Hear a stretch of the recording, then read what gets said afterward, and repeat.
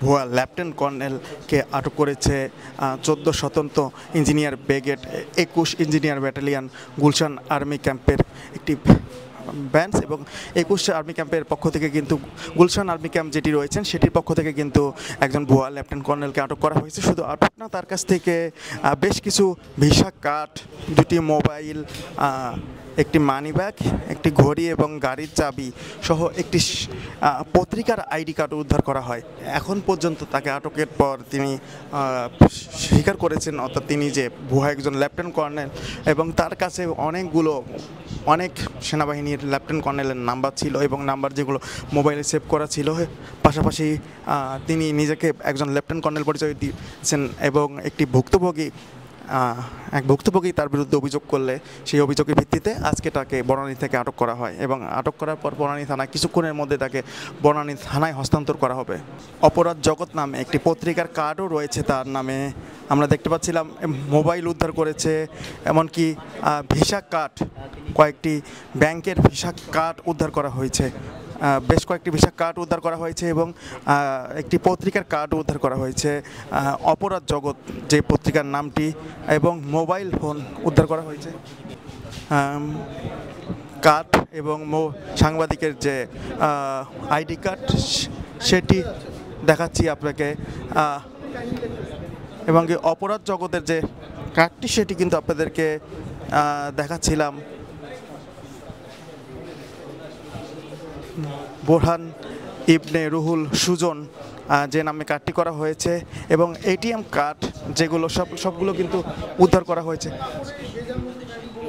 আমরা দেখতে পাচ্ছিলাম বেশ কিছু ভিসা কার্ড রয়েছে এবং এই ভিসা কার্ডগুলো তিনি বিভিন্ন জায়গায় ব্যবহার করতেন। দর্শক, যেমনটি কিন্তু আপনাদের দেখাচ্ছিলাম, সেই গাড়ি, এই গাড়িটি ব্যবহার করে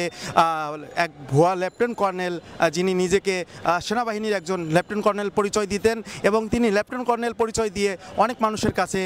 গিয়েছেন তার এই পরিচয় দিয়ে, এবং এই গাড়ি ব্যবহার করে আপনাদেরকে যেমনটি আমরা একটু কাছ থেকে দেখাচ্ছি, বাংলাদেশ সেনাবাহিনীর প্রকল্প বাস্তবায়নের কাজে এই গাড়ি ব্যবহার করা হয় এমন একটি লেখা রয়েছে এই গাড়ির সামনে, এবং যেই গাড়িটি ব্যবহার করে কিন্তু তিনি বহু মানুষের সাথে প্রতারণা করেছেন। এমনটি কিন্তু একটি অভিযোগের পরিপ্রেক্ষিতে বাংলাদেশ সেনাবাহিনী তাকে আজকে বিকেলবেলা এই বনানী থেকে আটক করে এবং এই আটক করার পর এই গাড়িটি কিন্তু এখানেই অবস্থান করছেন এবং কিছুক্ষণের মধ্যে বনানী থানায় মামলা দায়েরের পরেই তাকে এই গাড়িটি সহ সিজ করা হবে, অর্থাৎ এই গাড়িটি সিজ করে নেওয়া হবে এবং যে মামলাটি করেছেন যে ভুক্তভোগী তিনি কিন্তু বনানী থানায় মামলা দায়ের করবেন এমনটি কিন্তু জানানো হয়েছে, যে বনানী থানায় মামলা দায়ের করবেন এবং এই গাড়িটি যিনি ব্যবহার করতেন আপনাদেরকে আমরা একটু দেখাচ্ছি যে নাম্বারটি কত ছিল, 116587, এবং যেই নাম্বারটি তিনি কিন্তু লাগিয়েছেন এবং এই গাড়িতেই কিন্তু তিনি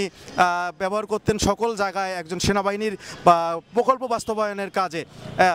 কিন্তু তিনি সম্পূর্ণ ভুয়া এটি কিন্তু বাংলাদেশ সেনাবাহিনীর কাছে স্বীকার করেছেন এবং এমন একটি স্বীকারোক্তি কিন্তু তিনি দিয়েছেন। এই স্বীকারোক্তির পরে আমরা এই গাড়িটি পেয়েছি বনানীতে এবং এই গাড়িটি কিছুক্ষণের মধ্যে এই গাড়িটিও জব্দ করা হবে, অর্থাৎ তার কাছ থেকে অসংখ্য পরিমাণ